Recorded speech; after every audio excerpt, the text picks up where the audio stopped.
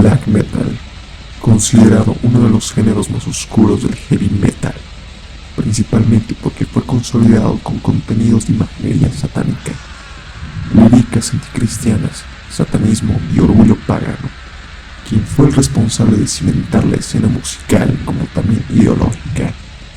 Fue el guitarrista noruego Euronymous. Él inventó el riff típico del black metal. Este género se engendró en Noruega finalizando los 80s, siendo Mayhem la primera banda liderada por Euronymous que dio pistolazo de salida a la escena musical noruega. En 1987 la banda lanzó el culto crudo del underground noruego para ese entonces, Deathcrush.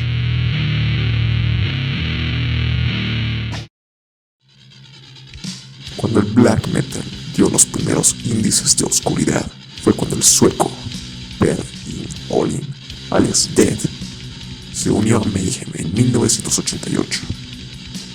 Miembros de la banda se percataron del comportamiento retorcido de Dead, ya que este enterraba su ropa por meses para luego desenterrarlo y usarlo en los conciertos. En una ocasión, Dead encontró un cuervo muerto en la carretera para guardarlo en una bolsa y poder inhalar el olor putrefacto y sentir la esencia de la muerte. Sumado a que Dead se cortaba en el escenario con un cuchillo de sacrificio para instantáneamente lanzar la sangre al público. A Euronymous le agradaba el comportamiento autodestructivo de Dead, ya que su conducta encajaba perfectamente con el concepto de la banda. Dead alegaba que no era humano y que pronto estaría muerto.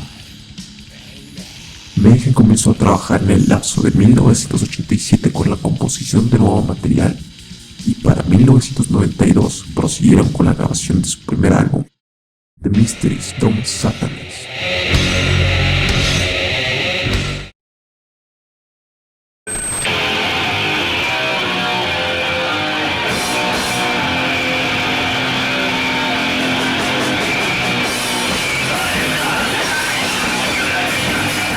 En 1994, dos de sus miembros ya no estaban vivos. Dead se suicidó el 8 de abril de 1991 cortándose las muñecas y la yugular. Pero para evitar el prolongamiento de su muerte, Dead decidió volarse la cabeza con una escopeta. Euronymous, quien encontró el cadáver, en vez de llamar a la policía, fue a una tienda para comprar una cámara desechable y sacar fotografías del cadáver. Pronto se convertiría en la portada del disco no oficial.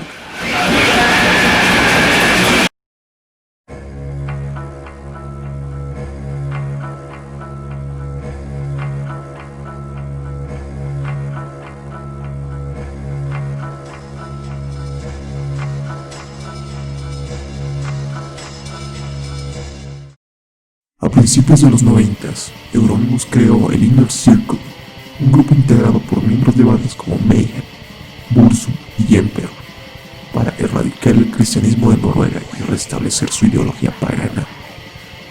Varg Vikernes, un integrante del Inner Circle, comenzó un proyecto solitario musical llamado Burzum en 1991. Fue factor trascendental para la escena musical, puesto que fue el primero en llevar la ideología a la acción. Varg fue el primero en quemar una iglesia para que todos abrieran los ojos mediante el shock. La tendencia se hizo más fuerte durante 1992 y 1993, y alrededor de unas 40 iglesias quedaban en cenizas. Varg declaró que tales acciones son impulsadas principalmente por la ideología pagana en Noruega, ya que debe ser considerada como patrimonio cultural aborigen único y legítimo, ya que el cristianismo fue impuesto a la fuerza en Escandinavia y no tuvieron respeto por la cultura nórdica.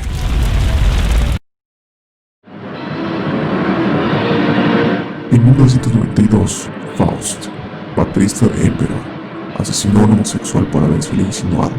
Fueron a un bosque e inmediatamente Faust apuñaló al sujeto reiteradas veces. A Faust le dieron 14 años de prisión, pero fue liberado en el 2003. Muchos consideran a Euronymous como el padrino del black metal. No solo cimentó el género, sino que también lanzó un sello discográfico independiente llamado Death Like Silence Productions, y la extinta tienda de records Helvete. Su sello lanzó álbumes como Enslaved, Abruptum, Psy de Japón y el más sobresaliente, Bullseye, el álbum debut. Euronymous y Varg establecieron amistad. Inclusive este tocaba el bajo como músico de sesión en México. Cuando Euronymous iba a lanzar el primer álbum de Bullseye, el sello no tenía dinero para distribuir el disco, por lo que tuvo que pedir dinero prestado a Varg, y este fue uno de los puntos de inflexión del deterioramiento de la amistad. Euronymous esparció el rumor de que quería matar a Varg por haberse convertido en una molestia. Contactó a Varg para discutir el contrato que aún se tenía con el sello. Ese mismo instante, Varg viajó desde Bergen hasta Oslo para encarar a Euronymous y romper el contrato con el sello. Varg llegó al apartamento de Euronymous a las 3 de la madrugada. Euronymous dejó ingresar a Varg a su apartamento ubicado en el 5º piso. Cuando Varg quiso restregar el contrato a Euronymous, este lanzó una patada a Varg e inmediatamente comenzó una pelea y persecución por todo el edificio. Tras ciertas puñaladas que asestó Varg, Euronymous cayó por las escaleras. Este se levantó e instantáneamente quiso volver a pelear. So I finished Osadov. I what do you say, stabbed him in the skull, so he died immediately. And I followed the other guy, but he ran to the car. So I managed to calm him down.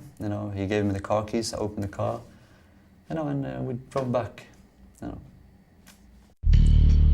Varg fue sentenciado a 21 años de prisión por el asesinato y por quema de iglesias. Posteriormente, Varg salió de la cárcel bajo libertad condicional en 2009 y prosiguió en revivir a Burzum en 2010.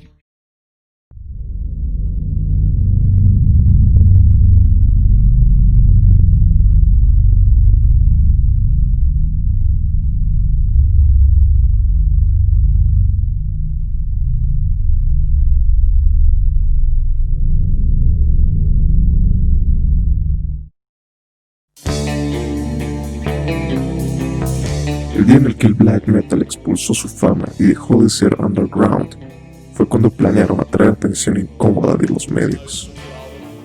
Varg decidió ayudar a Euronymous a financiar su tienda de discos y atraer atención del público al conceder una entrevista anónima a un reportero del periódico Bergens Tidende.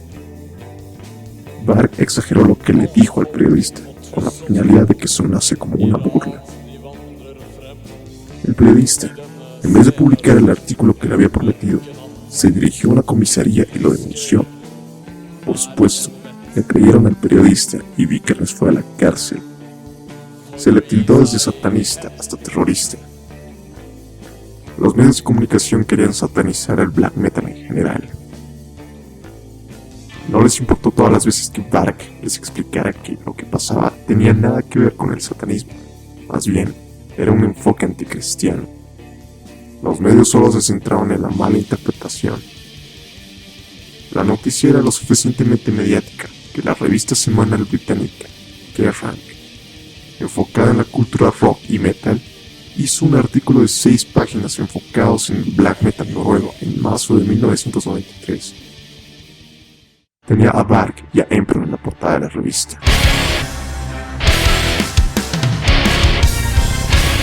La información, al igual que los medios noruegos, estaba infectada de sensacionalismo. Aunque gracias a ello, muchos empezaron a consumir el género dentro y fuera de Europa.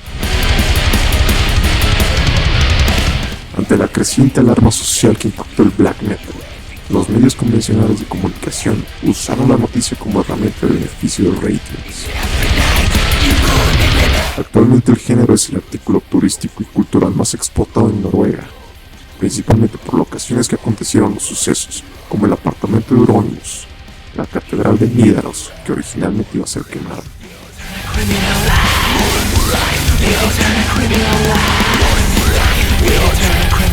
La tienda de discos Helvetia, cerrada en 1993, pero reabierta en 2013 bajo el nombre de Nesselblood, y el infame sótano de Euronius, el lugar de concentración de los miembros del Inner Circle. De hecho, el género tiene su influencia en el Producto Interno Bruto del país y ayuda a difundir el aprendizaje del idioma. El gobierno incluso subvenciona los locales de ensayo y las giras de los grupos del black metal para que den a conocer la música noruega en todo el mundo.